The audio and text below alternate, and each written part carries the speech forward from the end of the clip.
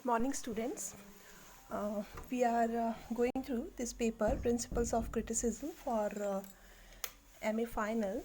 That is the paper 5th or the first paper of final year.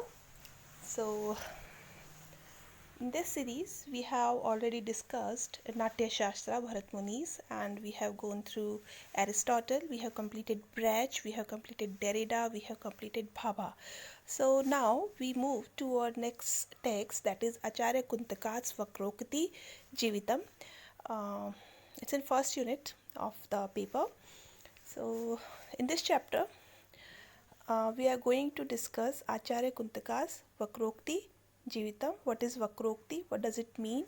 And what is Vakroktijivam for Acharya Kuntaka, and the classification of Vakrokti into various aspects, then the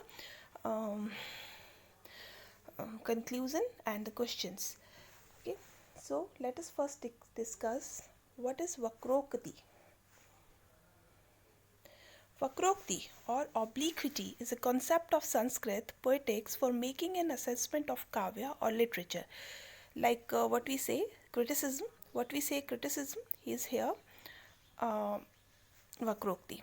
Though all the Sanskrit acharyas like Bharata, Bhamaha, Dandin, Vaman, Rudrata, Anandavardhana, Abhinavagupta, Bhoja, Rajaoi Khira, and others dealt with Vakrokti, in Acharya Kuntaka, who elevated this concept to a full-fledged theory in his treatise Vakroktijivam, written in the first half of the 11th century for the purpose of making an assessment of kavya or literature. The word Vakrokti consists of two components, Vakra and Ukti.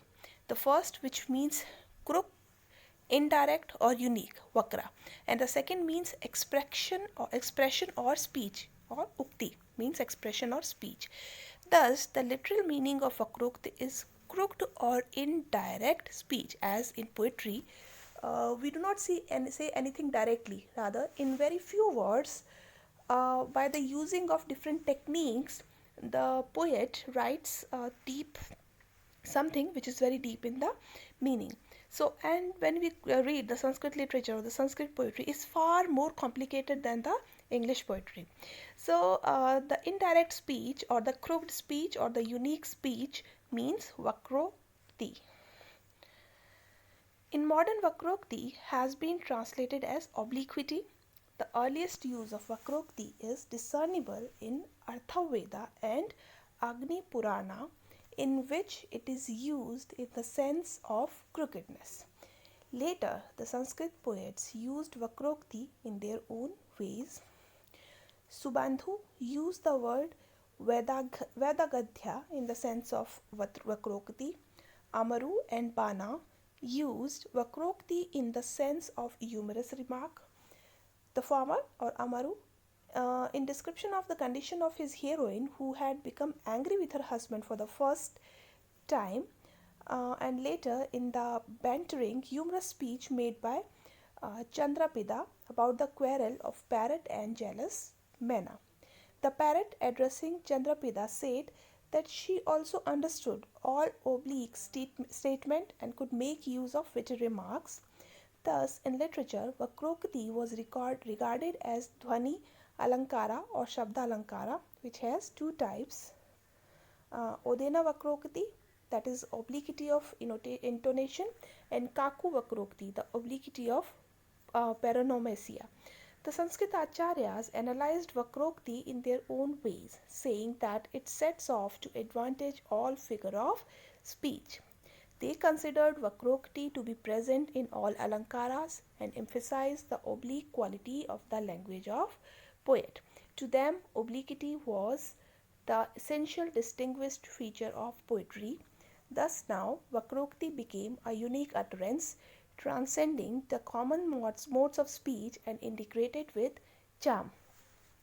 Now let's discuss Vakroktijivam of Acharya Kuntaka. The most exhaustive treatment of Vakrokti was attempted by Acharya Kuntaka in the first half of the 10th century in his treatise of the Vakroktijivam. He devotes nearly the whole of his text, which has 4 chapters, with the exception of the introductory portion of the first chapter, to the definition, classification, and illustration of 6 varieties vakrokti.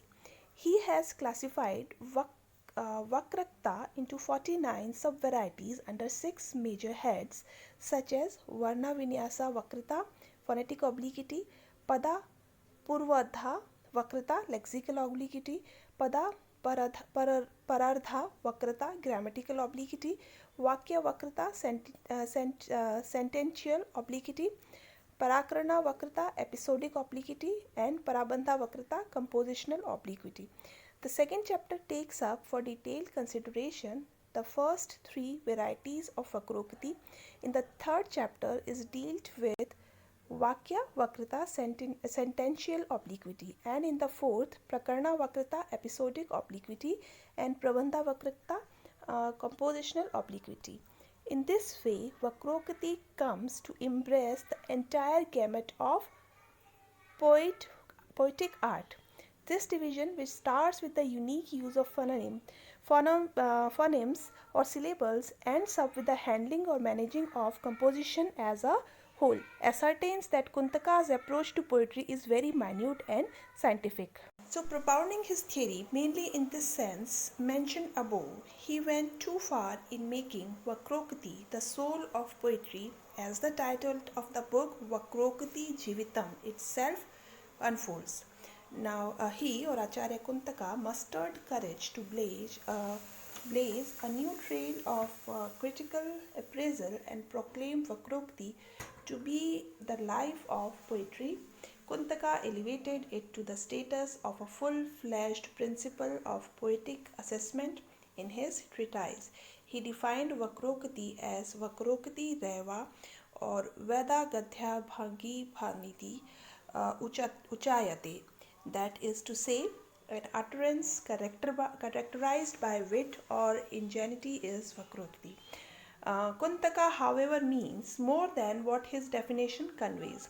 To him, uniqueness of expression, born of poet's compositional skill, adorning both word and meaning, is Vakrokti. It is an indispensable character in the texture of poetry. It is a striking mode of speech.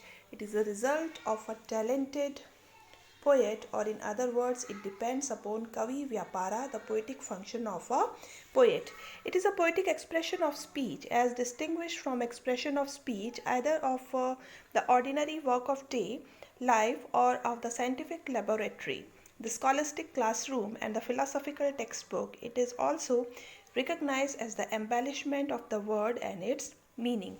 The physical constituent of poetry, it facilitates the expression to give a kind of unique pleasure to the Sahardaya. Kuntaka seems to add that there is no line of demarcation between Vakrokti and poetry. They have invariably the same character assimilated with each other. To conclude, every charming feature of poetry must be recognized as Vakrokti. Thus, Vakrata separates poetry from other forms of expression and is coexistent with the delightful nature of poetry. It consists of the peculiar turn given to any expression due to Kavi Vyapara, which may be explained as an act of imagination on the part of the poet. In this way, Vakrata is totally related to and is the result of poet's genius. Mere Vakrata does not make poetry. It must delight the mind of the reader, who is responsive to the true beauty of poetry. The test of Vakrati is its contribution to Chamatkara, that is aesthetic enjoyment experienced by the reader. Kuntaka designates Vakrokti as Vichitra Vidha, that which transcends Abhidha, the ordinary connotations. So here, this is what Kuntaka feels about a text of poetry or poetry written by a scholar. He says, Vakrokti can be used by those only who have that into themselves, that God gifted, who are God gifted and who have those qualities of writing such kind of special kind of text or special kind of. So it all depends on the art of the poet. Okay, so in the next lecture we will be discussing the classification of vakrokti, what kind of vakroktis are there into Kuntaka. So thank you very much.